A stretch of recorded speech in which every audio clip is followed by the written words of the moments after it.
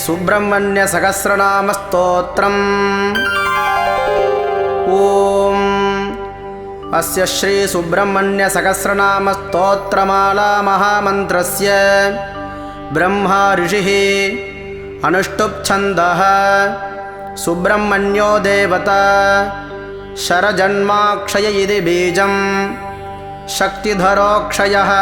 कार्तिकेय इति शक्तिः क्रौञ्चधर इति कीलकं शिखिवाहन इति कवचं षण्मुखाय इति ध्यानं श्री सुब्रह्मण्य प्रसाद सिद्ध्यर्थे जपे विनियोगः। ओम शं ओंकारस्वरूपाय ओजोधराय ओजस्विने नमः संहृताय इष्टचित्तात्मने भास्वररूपाय अंगुष्ठाभ्यां नमः। ओम रं षड्गोणमध्यनिलयाय षट्किरीटधराय श्रीमते षडाधाराय तर्जनीभ्यां नमः। ओम हं षण्मुखाय शरजन्मने शुभलक्षणाय शिखिवाहनाय मध्यमाभ्यां नमः। ओम नं कृशानुसंभवाय कवचिने कुक्कुटध्वजाय अनामिकाभ्यां नमः। ओम भं कन्दर्पकोटिदीप्यमानाय द्विषड्बाहवे द्वादशाक्षाय कनिष्ठिकाभ्यां नमः। ओम वं खेडधराय खड्गिने शक्तिहस्ताय करतलकरपृष्ठाभ्यां नमः। ओम शं ओंकारस्वरूपाय ओजोधराय ओजस्विने नमः संहृताय इष्टचित्तात्मने भास्वररूपाय हृदयाय नमः। ओम रं षड्गोणमध्यनिलयाय षट्किरीटधराय श्रीमते षडाधाराय शिरसे स्वाहा। ओम हं षण्मुखाय शरजन्मने शुभलक्षणाय शिखिवाहनाय शिखायै वौषट्। ओम नं कृशानुसंभवाय कवचिने कुक्कुटध्वजाय नेत्रत्रयाय वौषट्। ओम वं कोटिदीप्यमानाय द्विषड्बाहवे द्वादशाक्षाय नेत्रत्रयाय वौषट्। ओम वं खेडधराय खड्गिने शक्तिहस्ताय अस्त्राय फट्। ओम भूर्भुवः सुवरोमिति दिग्बन्धः। ध्यानम् ध्याये षण्मुखमिन्दुकोटिसदृशं रत्नप्रभाशोभितं बालार्गद्युदुषड्किरीटविलसत् केयूरहारान्वितं कर्णालम्बितकुण्डलप्रविलसत् गण्डस्थलाशोभितं काञ्चीकङ्कणकिङ्किणीरवयुतं शृङ्गारसारोदयं ध्यायेद्दीप्सितसिद्धितं शिवसुतं श्रीद्वादशाक्षं गुहं खेडं कुक्कुटमङ्कुशं च वरदं पाशं धनुश्चक्रकं वज्रं शक्तिमसिं च शूलमभयं दोर्भिर्धृतं षण्मुखं ध्यायेच्चित्रमयूरवाहनयुतं चित्राम्बरालङ्कृतम्। ओम लं पृथिव्यात्मने गन्धं समर्पयामि। ओम हं आकाशात्मने पुष्पैः पूजयामि। ओम यं वायुवात्मने धूपमाघ्रापयामि। ओम रं वन्यात्मने दीपं दर्शयामि। ओम अं अमृतात्मने अमृतं निवेदयामि। ओम सं सर्वात्मने सर्वोपचारपूजां समर्पयामि। ऋषय ऊचुः सर्वशास्त्रार्थतत्त्वज्ञ सर्वलोकोपकारक वयं चातिथयः प्राप्ता आतिथेयोऽसि सुव्रत ज्ञानदानेन संसारसागरात् तारयस्व नः कलौ कलुषचित्ताये नराः पापरताः सदा केन स्तोत्रेण मुच्यन्ते सर्वपातकबन्धनैः इष्टसिद्धिकरं पुण्यं दुःखदारिद्र्यनाशनं सर्वरोगहरं स्तोत्रं सूतनो वक्तुमर्हसि। श्रीसूत उवाच शृणुध्वं ऋषयः सर्वे नैमिषारण्यवासिनः तत्त्वज्ञास्तापसा निष्ठाः सर्वशास्त्रविशारदाः स्वयंभुवा पुरा प्रोक्तं नारदाय महात्मने तदहं सम्प्रवक्ष्यामि श्रोतुं कौतूहलं यदि। ऋषयवोचुः किमाह भगवान् ब्रह्मा नारदाय महात्मने सूतपुत्र महाभाग वक्तुमर्हसि साम्प्रतम्। श्रीसूत उवाच दिव्यसिंहासनासीनं सर्वदेवैरभिष्टुतं साष्टाङ्गं प्रणिपत्यैनं ब्रह्माणं भुवनेश्वरं नारदः सम्परिप्रच्छ कृताञ्जलिरुपस्थितः। नारद उवाच लोकनाथ सुरश्रेष्ठ सर्वज्ञकरुणाकर षण्मुखस्य परं स्तोत्रं पावनं पापनाशनं हे धातः पुत्रवात्सल्यात् तद्वद प्रणदाय मे उपदिष्ट्वा तु मामवरक्ष रक्ष कृपानिधे। ब्रह्मा उवाच शृणु वक्ष्यामि देवर्षेस्तव राजमिदं परं मातृकामालिका लक्तं ज्ञानमोक्षसुखप्रदं सहस्राणि च नामानि षण्मुखस्य महात्मनः यानि नामानि दिव्यानि दुःखरोगहराणि च तानि नामानि वक्ष्यामि कृपया त्वयि नारद जपमात्रेण सिद्ध्यन्ति मनसा चिन्तितान्यपि इहामुत्र परं भोगं लभते नात्र संशयः इदं स्तोत्रं परं पुण्यं कोटियज्ञफलप्रदं सन्देहो नात्र कर्तव्यः शृणु मे निश्चितं वचः। अथ स्तोत्रम् ॐ अचिन्त्यशक्तिरनघस्त्वक्षोभ्यो ह्यपराजितः अनाथवत्सलो मोघस्त्वशोकोऽप्यजरो भयः अत्युदारोऽप्यघहरोऽप्यग्रगण्यो द्विजासुतः अनन्तमहिमापारोऽनन्तसौख्यप्रदो व्ययः अनन्तमोक्षदो नातिरप्रमेयोऽक्षरोच्युतः अकल्मषोऽभिरामोऽग्रव्युर्यश्चामितविक्रमः अतुलस्त्वमृतो घोरस्त्वनन्तो नयविक्रमः अनाथनाथो ह्यमलो ह्यप्रमत्तोऽमरप्रभुः अरिन्दमोऽखिलाधारस्त्वनिमादिगुणाग्रणीः अचञ्चलोऽमरस्तुत्यो ह्यकलङ्कोऽमिताशनः अग्निभूरणवद्याङ्गो ह्यद्भुतोऽभीष्टदायकः अतीन्द्रियो ह्यमेयात्मा ह्यदृश्यो व्यक्तलक्षणः आपद्विनाशकस्त्वार्यश्चाड्यस्त्वागमसंस्तुतः आर्तसंरक्षणस्त्वाद्यस्त्वानन्दस्त्वार्यसेवितः आश्रितेष्टार्थभरदो ह्यानन्द्यार्थफलप्रदः आश्चर्यरूपस्त्वानन्द आपन्नार्तिविनाशनः इभवक्त्रानुजस्त्विष्टस्त्विभासुरहरात्मजः इतिहासश्रुतिस्तुत्य इन्द्रभोगफलप्रदः इष्टापूर्तिफलप्राप्तिरिष्टेष्टवरदायकः इहामुत्रेष्टफलदस्त्विष्टदस्त्विन्द्रवन्दितः ईडनीयस्त्वीशपुत्र ईप्सितार्थप्रदायकः ईतिभीतिहरश्चेड्य ईशनत्रयवर्जितः उदारकीर्तिरुद्योगी चोत्कृष्टोरुपराक्रमः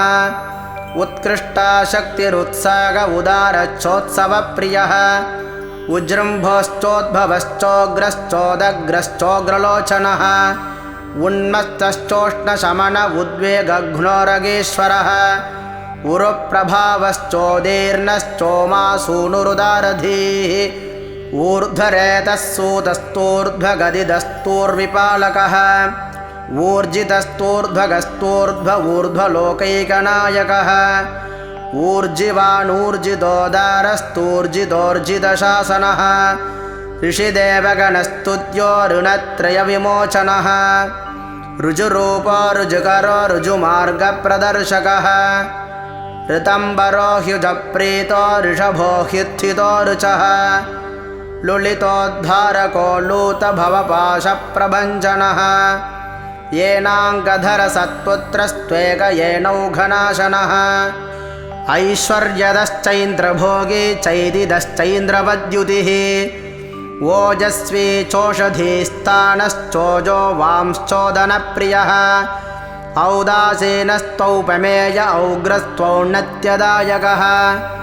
औदार्यस्तौषधाकारस्तौषद्धौषधधारकः अंशुमाल्यंशुमालाढ्य अम्बिकातनयोन्नयः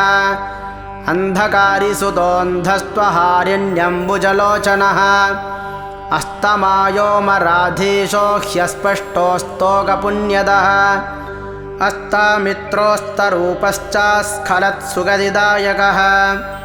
कार्तिकेयः कामरूपः कुमारः क्रौञ्जधरणः कामदः कारणः काम्यः कमनीयः कृपाकरः काञ्चनाभः कान्तियुक्तः कामी कामप्रदः कविः कीर्तिकृत्कुक्कुटधरः कूटस्थः कुवलेक्षणः कुङ्कुमाङ्गः क्लमहरः कुशलः कुक्कुटध्वजः कृशानुसम्भवः क्रूरः क्रूरघ्नः कलितापहृत् कामरूपः कल्पतरुः कान्तः कामितदायकः कल्याणकृत्क्लेशनाशः कृपालुः करुणाकरः कलुषघ्नः क्रियाशक्तिः कठोरः कवचीकृतिः कोमलाङ्गः कुशप्रेतः कुत्सितघ्नः कलाधरः ख्यातः कैडधरः खड्गे खड्वाङ्गे खलनिग्रहः ख्यातिप्रदः खेचरेशः ख्यातेः खेचरस्तुदः खरतापहरस्वस्थः खेचरः खेचराश्रयः खण्डेन्दुमौलितनयः खेला खेचरपालकः खस्तनः खण्डितार्कश्च खेचरीजनपूजितः गाङ्गेयो गिरिजापुत्रो गणनाथानुजो गुहः गोप्ता गीर्वाणसंसेव्यो गुणातीतो गुहाश्रयः गतिप्रदो गुणनिधिः गम्भीरो गिरिजात्मजः गूढरूपो गदहर गुणाधीशो गुणाग्रणीः गोधरो गहनो गुप्तो गर्वघ्नो गुणवर्धनः गुह्यो गुणज्ञो गीतज्ञो गतातङ्गो गुणाश्रयः गद्यपद्यप्रियो गुण्यो गोस्तुतो गगनेचरः गणनीयचरित्रश्च गदग्लेशो गुणार्णवः घूर्णिताक्षो घृणनिधिः गणगम्भीरघोषणः घण्टानादप्रियो घोराघौघनाशो घनप्रियः घनानन्दो घर्महन्ता घृणिवान् घृष्टिपातकः घृणी घृणाकरो घोषो घौरदैत्यप्रहारकः घटितैश्वर्यसन्दोहो घनार्थी घनसङ्क्रमः चित्रकृत्रिवर्णश्च चञ्चलश्च फलद्युतिः चिन्मयच्चित्स्वरूपश्च चिदानन्दश्चिरन्तनः चित्रचैलश्चित्रस्थश्चन्दनीयश्चमत्कृतः चोरघ्नश्चतुरश्चारु चामीकरविभूषणः चन्द्रार्ककोटिसदृशश्चन्द्रमौलितनूद्भवः चातिताङ्गच्छद्महन्ता चेतिताखिलपातकः चेतीकृततमः क्लेशश्छत्रीकृतमहायशाः चातिताशेषसन्तापश्चारितामृतसागरः छन्ननैगुण्यरूपश्च छातेहच्छिन्नसंशयः छन्दोमयश्चन्नगामी छिन्नपाशच्छविच्छदः जगद्धितो जगत्पूज्यो जगज्येष्ठो जगन्मयः जनगो जाह्नवी सूनुर्जितामित्रो जगद्गुरुः जये जितेन्द्रियो जयित्रो जरामरणवर्जितः ज्योतिर्मयो जगन्नाथो जगज्जीवो जनाश्रयः जगत्सेव्यो जगत्कर्ता जगत्साक्षी जगत्प्रियः जम्भारिवन्द्यो जयदो जगज्जनमनोहरः जगदानन्दजनको जनजाड्यापहारकः जपाकुसुमसंकाशो जनलोचनशोभनः जनेश्वरो जितक्रोधो जनजन्मनिबर्हणः जयदो जन्तुतापघ्नो जितदैत्यपहाव्रजः जितमाजो जितक्रोधो जितजम्भो जनप्रियः जञ्झानिलमहावेगो झरिताशेषपातकः झर्झरीकृतदैत्योघो झल्लरीवाद्यसंप्रियः ज्ञानमूर्तिर्ज्ञानगम्यो ज्ञानी ज्ञानमहानिधिः टङ्कारनृत्यविभवष्टङ्गवज्रध्वजाङ्कितः टङ्किताखिललोकश्च टङ्कितैनस्तमोरविः डम्बरप्रभवो डम्बो डमरुगप्रियः डमरोत्कटसन्नादो डमरोत्कटजाण्डजः टक्कानादप्रीतिकरो दुलिदासुरसङ्कुलः ढाकितामरसन्तोः ढुण्डिविघ्नेश्वरानुजः तत्त्वज्ञस्तत्त्वगस्तीव्रस्तपोरूपस्तपोमयः त्रयीमयस्त्रिकालज्ञस्त्रिमूर्तिस्त्रिगुणात्मकः त्रिदशेषस्तारकारिस्तापघ्नस्तापसप्रियः तुष्टितस्तुष्टिकृत्तीक्ष्णतपोरूपस्त्रिकालवित् स्तोतास्तव्यस्तवप्रीतस्तुतस्तोत्रस्तुतिप्रियः स्थितिस्थायी स्थापकश्च स्थूलसूक्ष्मप्रदर्शकः स्थविष्टस्थविरस्थूलस्थानतस्थैर्यदस्थिरः दान्तोदयापरो दाता दुरितघ्नो दुरासदः दर्शनीयो दयासारो देवदेवो दयानिधिः दुराधर्षो दुर्विगाह्यो दक्षो दर्पणशोभितः दुर्धरो दानशीलश्च द्वादशाक्षो द्विषड्भुजः द्विषट्कर्णो द्विषर्बाहुर्दीनसन्तापनाशनः दन्तशूकेश्वरो देवो दिव्यो दिव्याकृतिर्दमः दीर्घवृत्तो दीर्घबाहुर्दीर्घदृष्टिर्दिवस्पतिः दण्डो दमयिता दर्पो देवसिंहो दृढव्रतः दुर्लभो दुर्गमो दीप्तो दुष्प्रेक्षो दिव्यमण्डनः दुरोदरघ्नो दुःखघ्नो दुरितघ्नो दिशाम्पतिः दुर्जयो देवसेनेशो दुर्ज्ञेयो दुरतिक्रमः दम्भो तृप्तो देवर्षिर्दैवज्ञो देवचिन्तकः धुरन्धरो धनधरो धनदो धृतिवर्धनः धर्मेशो धर्मशास्त्रज्ञो धन्वी धर्मपरायणः धनाध्यक्षो धनपतिर्धृतिमान् धृतिकिल्बिषः धर्महेतुर्धर्मशूरो धर्मगृद्धर्मविद्ध्रुवः धाता धीमान् धर्मचारी धन्यो धुर्यो धृतव्रतः नित्योत्सवो नित्यतृप्तो निर्लेपो निश्चलात्मकः निरवद्यो निराधारो निष्कलङ्को निरञ्जनः निर्ममो निरहङ्कारो निर्मोहो निरुपद्रवः नित्यानन्दो निरातङ्को निष्प्रपञ्चो निरामयः निरवद्यो निरीहश्च निर्द्वन्द्वो निर्मलात्मकः नित्यानन्दो निर्झरेशो निस्सङ्गो निगमस्तुतः निष्कलङ्को निरालम्बो निष्प्रत्यूहो निजोद्भवः नित्यो नियतकल्याणो निर्विकल्पो निराश्रयः नेता निधिर्नैकरूपो निराकारो नदीसुतः पुलिन्दकन्या रमणः पुरजित्परमप्रियः प्रत्यक्षमूर्तिः प्रत्यक्षः परेशः पूर्णपुण्यदः पुण्याकरः पुण्यरूपः पुण्यः पुण्यपरायणः पुण्योदयः परञ्ज्योतिः पुण्यकृत्पुण्यवर्धनः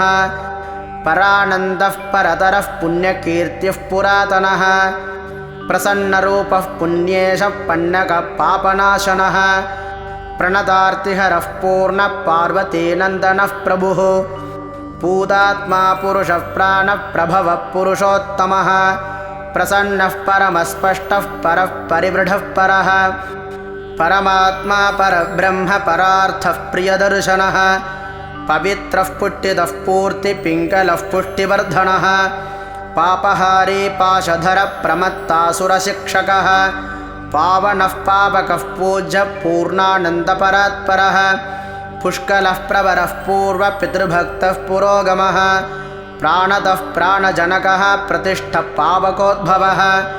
परब्रह्मस्वरूपश्च परमैश्वर्यकारणः परार्थतः पुट्टिकरप्रकाशात्मा प्रतापवान् प्रज्ञापरः प्रकृष्टार्थः पृथुः पृथुपराक्रमः फणीश्वरः फणिवरः फणामणिविभूषणः फलदः फलहस्तश्च फुल्लाम्बुजविलोचनः पुटच्छमितपापौघः फणिराजविभूषणः बाहुलेयो ब्रह्मरूपो बलिष्ठो बलवान् बली ब्रह्मेश विष्णुरूपश्च बुद्धो बुद्धिमताम्बरः बालरूपो ब्रह्मगर्भो ब्रह्मचारी बुधप्रियः बहुश्रुतो बहुमतिर्ब्रह्मण्यो ब्राह्मणप्रियः बलप्रमथनो ब्रह्मा बहुरूपो बहुप्रदः बृहद्भानुतनोद्भूतो बृहत्सेनो बिलेशयः बहुबाहुर्बलश्रीमान् बहुदैत्यविनाशकः बिलद्वारान्तरालस्थो बृहच्छक्तिधनुर्धरः बालार्गद्युतिमान् बालो बृहद्वक्षो बृहत्तनुः भव्यो भोगीश्वरो भाव्यो भवनाशो भवप्रियः भक्तिगम्यो भयहरो भावज्ञो भक्तसुप्रियः भुक्तिमुक्तिप्रदो भोगी भगवान् भाग्यवर्धनः भ्राजिष्णुर्भावनो भर्ता भीमो भीमपराक्रमः भूतितो भूतिकृद्भोक्ता भूतात्मा भुवनेश्वरः भावको भाग्यकृद्भेषो भावकेष्टो भवोद्भवः भवतापप्रशमनो भोगवान् भूतभावनः भोज्यप्रदो भ्रान्तिनाशो भानुमान् भुवनाश्रयः भूरिभोगप्रदो भद्रो भजनीयोऽभिषग्वरः महासेनो महोदारो महाशक्तिर्महाद्युतिः महाबुद्धिर्महावीर्यो महोत्साहो महाबलः महाभोगी महामायी मेधावी मेखली महान् मुनिस्तुतो महामान्यो महानन्दो महायशाः महोर्जितो माननिधिर्मनोरथफलप्रदः महोदयो महापुण्यो महाबलपराक्रमः मानदो मतिदो माली मुक्तामालविभूषणः मनोहरो महामुख्यो महर्धिर्मूर्तिमान् मुनिः महोत्तमो महोमायो मोक्षदो मङ्गलप्रदः मुदाकरो मुक्तिदाता महाभोगो महोरगः यशस्करो योगयोनिर्योगिष्ठो यमिनाम्बरः यशस्वी योगपुरुषो योग्यो योगनिधिर्यमी यतिसेव्यो योगयुक्तो योगविद्योगसिद्धितः यन्त्रो यन्त्री च यन्त्रज्ञो यन्त्रवान् यन्त्रवाहकः यातनारहितो योगी योगीशो योगिनाम्बरः रमणीयो रम्यरूपो रसज्ञो रसभावकः रञ्जनो रञ्जितो रागी रुचिरो रुद्रसम्भवः रणप्रियो रणोदारो रागद्वेषविनाशनः रत्नार्चिरुचिरो रम्यो रूपलावण्यविग्रहः रत्नाङ्गदधरो रत्नभूषणो रमणीयकः रुचिकृद्रोचमानश्च रञ्जितो रोगनाशनः राजीवाक्षो राजराजो रत्नमाल्यानुलेपनः ऋग्यजस्सामसंस्तुत्यो रजःसत्त्वगुणान्वितः रजनीशकलारम्यो रत्नकुण्डलमण्डितः रत्नसन्मौलिशोभाढ्यो रणन्मञ्जीरभूषणः लोकैकनाथो लोकेशो ललितो लोभनाशकः लोकरक्षो लोकशिक्षो लोकलोचनरञ्जितः लोकबन्धुर्लोकधाता लोकत्रयसमाहितः लोकचूडामणिर्लोकवन्द्यो लावण्यविग्रहः लोकाध्यक्षस्तु लीलावान् लोकोत्तरगुणान्वितः लोकबन्धुर्लोकनाथो लोकत्रयमहाहितः वरिष्ठो वरदो वैद्यो विशिष्टो विक्रमो विभुः विबुधाग्रचरो वश्यो विकल्पपरिवर्जितः विपाशो विगतातङ्गो विचित्राङ्गो विरोचनः विद्याधरो विशुद्धात्मा वेदांगो विबुधप्रियः पचस्करो व्यापकश्च विज्ञानी विनयान्वितः विद्वत्तमो विरोतिघ्नो वीरो विगतरागवान् वीतभावो विनीतात्मा वेदगर्भो वसुप्रदः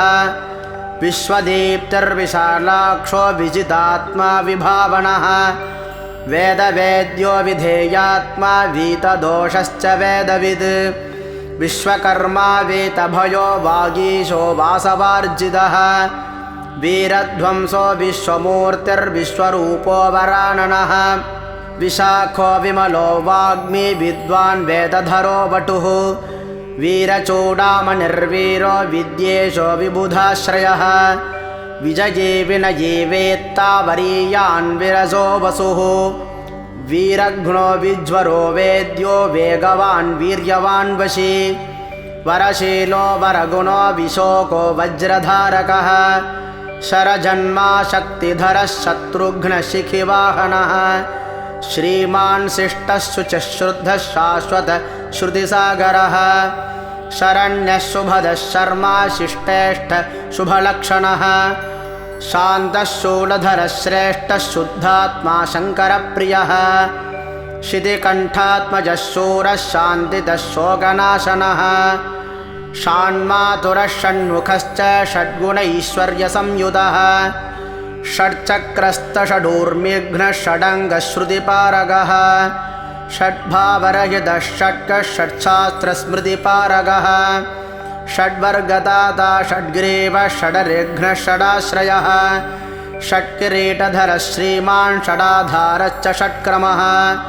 षट्कोणमध्यनिलयः षण्डत्वपरिहारकः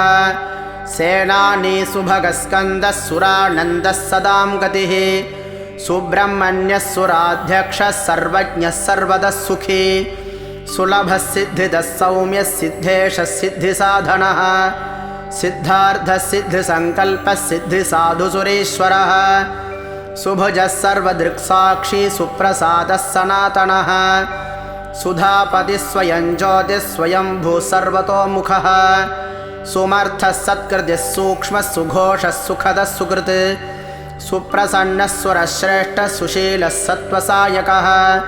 सम्भाव्यः सुमनः सेव्यः सकलागमपारकः सुव्यक्तः सच्चिदानन्दः सुवीरः सुजनाश्रयः सर्वलक्षणसम्पन्नः सत्यधर्मपरायणः सर्वदेवमयः सत्यः सदा मृष्टान्नदायकः सुधापि सुमनः सत्यः सर्वविघ्नविनाशनः सर्वदुःखप्रशमनः सुकुमारः सुलोचनः सुग्रीवः सुधृतिः सारः सुराराध्यः सुविक्रमः सुरारिघ्नः स्वर्णवर्णः सर्पराजः सदा शुचिः सप्तार्चिर्भूसुरवरः सर्वायुधविशारदः हस्तिचर्माम्बरसुतो हस्तिवाहनसेवितः हस्तचित्रायुधधरो हृताघो हसिताननः हेमभूषो हरिद्वर्णो हृष्टदो हृष्टिवर्धनः हेमाद्रिभिस्ध्वंसरूपो हुङ्कारो हतगिल्बिषः हिमाद्रिजाता तनुजो हरिकेशो हिरण्मयः हृद्यो हृष्टो हरिसखो हंसो हंसः दीर्घविः हिरण्यवर्णो हितकृत् हर्षदो हेमभूषणः हरप्रियो हितकरो हतपापो हरोद्भवः क्षेमदः क्षेमकृत्क्षेम्यः क्षेत्रज्ञः क्षामवर्जितः क्षेत्रपालः क्षमाधारः क्षेमक्षेत्रः क्षमाकरः क्षुत्रघ्नः क्षान्तितः क्षेमः क्षितिभूषः क्षमाश्रयः क्षालितागः क्षितिधरः क्षीणसंरक्षणक्षमः क्षणभङ्गुरसन्नद्धघनशोभीकपर्दगः क्षितिभृन्नाथतनया मुखपङ्कजभास्करः क्षताहितः क्षरः क्षन्ता क्षतदोषक्षमानिधिः क्षपिताखिलसन्तापः क्षपानाथः समाननः इति नाम्नां सहस्राणि षण्मुखस्य च नारद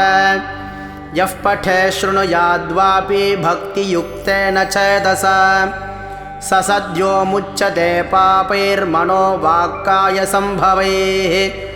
आयुर्वृद्धिकरं पुंसां स्थैर्यवीर्यविवर्धनम्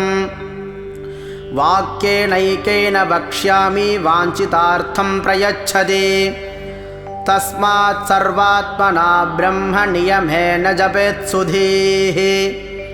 इति सुब्रह्मण्यसहस्रनामस्तोत्रं सम्पूर्णम्।